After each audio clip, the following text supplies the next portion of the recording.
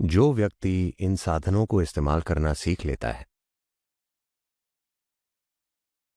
अपनी इच्छा से, कुशलता से, वो स्वाभाविक रूप से एक असरदार मनुष्य बन जाएगा। इंसान एक संभावना है। आप इसे एक ऊंची संभावना बना सकते हैं। अगर ऐसा होना है तो हमें साधनों पर थोड़ी धार देने की जरूरत है।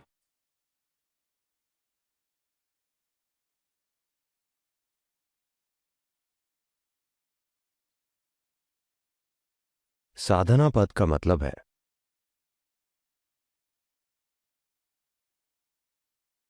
साधन यानी उपकरण, पद यानी वो समय जब हम साधन तैयार करते हैं। हमारे पास कौन से औजार हैं? अगर आपका स्क्रू ढीला है तो शायद आप एक पेचकस या पाना लेकर चलें। Otherwise, as a human being, the only tools that you have is your body, your mind and your energies. These are all the tools you have. वरना एक इंसान के रूप में आपके पास जो औजार हैं वे सिर्फ आपका शरीर, मन और आपकी ऊर्जाएं हैं। आपके पास यही साधन है। जो व्यक्ति इन साधनों का इस्तेमाल करना सीख लेता है अपनी इच्छा से, कुशलता से, वो स्वाभाविक रूप से एक असरदार मनुष्य बन जाएगा। जो व्यक्ति शरीर या मन या ऊर्जाओं का सचेतन और अच्छा उपयोग करना नहीं सीखते, वे हमेशा सोचेंगे दुनिया में नाइंसाफी है। ओह, दूसरे भाग्यशाली हैं। मैं उससे ज्यादा बुद्धिमान हूं, पर सभी उसका साथ देते हैं। हम हमेशा यही कहानियां सुनते हैं। आप अपने जीवन में असफल होकर कई कारण और फिलॉसफी बता सकते हैं, या आप एक सफल मनुष्य हो सकते हैं। बस यही दो तरीके हैं। बस यही विकल्प है। जिन्हें अपने आप में या दुनिया में सफलता नहीं मिलती, उन्हें हमेशा शिकायत होती है, मैं ऐसा इसलिए हो गया हूं क्योंकि मेरे पिता का बर्ताव मेरे साथ अच्छा नहीं था।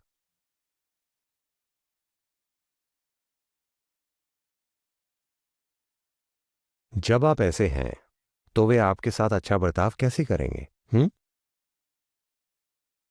मैं आपके साथ कठोर होने की कोशिश नहीं कर रहा,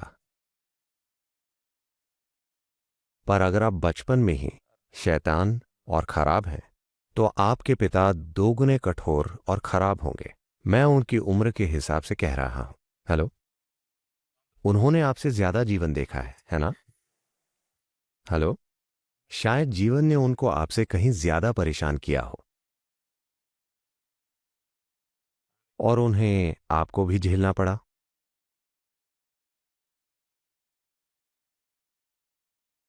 ये एक चीज, अगर आप साधना करना चाहते हैं,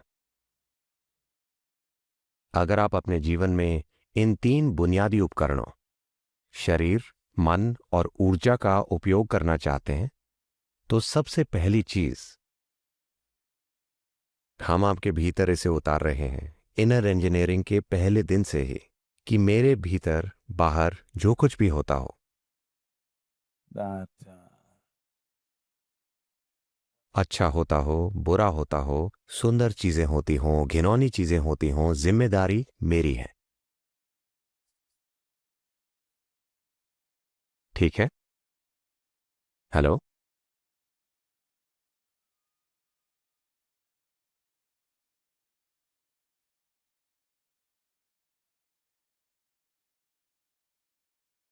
क्या आपने अपने भीतर यह समझ लिया है? अगर सफलता मिलती है तो वजह मैं हूं, अगर नहीं मिलती तो भी वजह मैं हूं। क्या आपने यह समझ लिया है? सदगुरु, हमें लगा कि ये काम आप हमारे लिए करेंगे।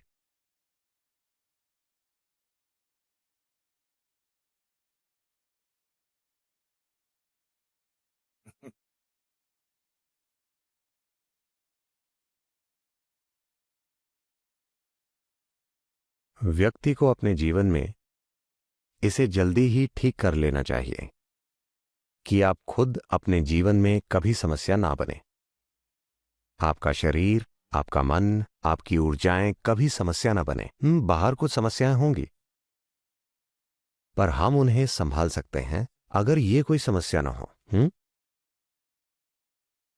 आपके जीवन की हर चुनौती में जब यही एक समस्या होगा तो आप सिर्फ चुनौतियों से दूर भागेंगे।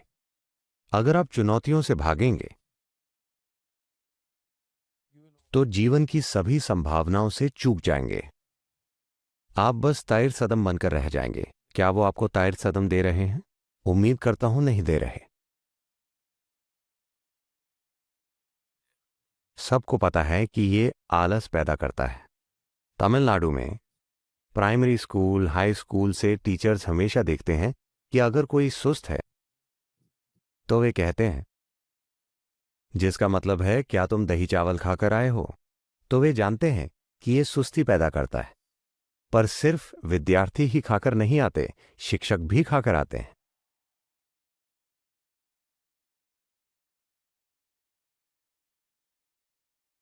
तो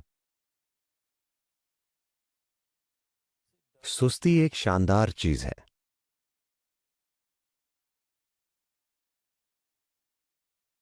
ये कई समस्याओं से बचाती है, क्योंकि आपको यह भी पता नहीं होता कि कोई समस्या भी है।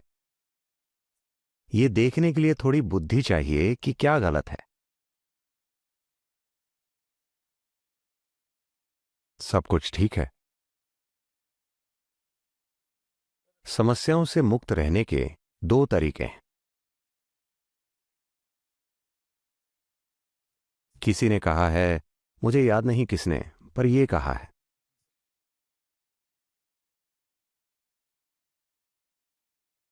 फरिश्ते समस्याओं से अछूते होते हैं उनकी प्रतिभा के कारण, और जानवर समस्याओं से अछूते होते हैं प्रतिभा की कमी की वजह से। पर इंसान बीच में झूलता रहता है और संघर्ष करता है, क्योंकि वो अभी भी एक संभावना है, अभी एक वास्तविकता नहीं बना। इंसान एक संभावना है। आप इसे एक ऊंची संभावना बना सकते हैं या आप इसे निचली संभावना तक धक्का दे सकते हैं। ये इस पर निर्भर करता है कि आप कितने अच्छे से अपने शरीर, मन और ऊर्जाओं का प्रयोग कर सकते हैं। क्या आप उनका प्रयोग करेंगे या क्या वे आपका उपयोग करेंगे? ये एक सवाल है। जब मैं कहता हूं कि वे आपका उपयोग करेंगी, तो बिना किसी पूर्व धारणा के, बिना लोगों को नीचा समझे, बस ध्यान से देखिए, लोगों के जीवन में क्या प्रतिबद्ध है। धरती के ज्यादातर लोगों की जिंदगियां उनके शरीर, उनकी मानसिक जरूरतों, भावनात्मक जरूरतों को पूरा करने की ओर प्रतिबद्ध है। बस यही है। हेलो। उनके पूरे जीवन का आयोजन बस इसी के लिए है।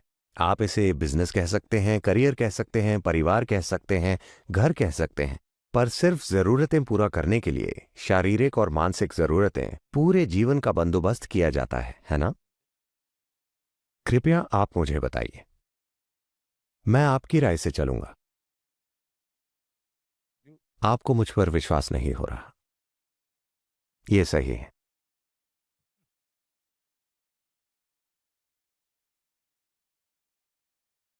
ये शरीर विज्ञान और ये मनोविज्ञान यहां आपकी सेवा के लिए है या आप उनकी सेवा के लिए?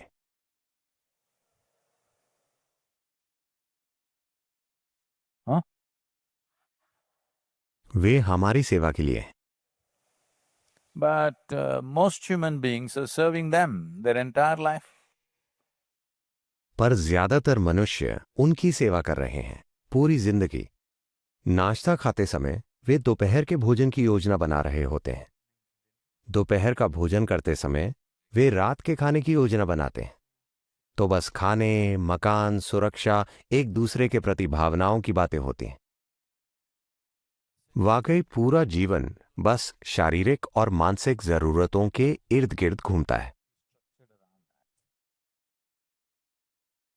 इसे ही सामान्य जीवन कहा जाता है।